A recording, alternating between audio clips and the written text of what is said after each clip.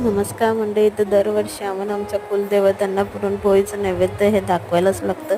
तर त्याचीच तयारी आता आम्ही इथे करतो आहोत. मस्त पुरणपोळ्या केल्यात आणि इथे पाऊस लागले, आम्हाला जायचं आहे मंदिरात. तर इथे आम्ही मंदिरात जायला निघालो. साऊ आणि जिज्ञा मस्त एकटे आपलं चालतात नाही, ही सव पळालेली आहे.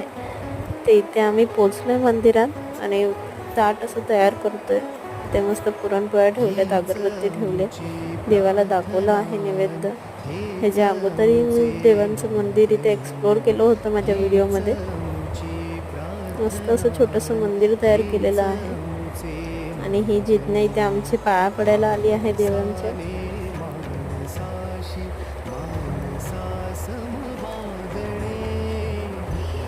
मस्त असं आशीर्वाद घेऊन आम्ही घरी आलेलो आहोत. नाही ते साऊची मस्ती काही थांबतच नाही आहे. तर भेटूया नेक्स्ट ब्लॉगमध्ये. Bye bye.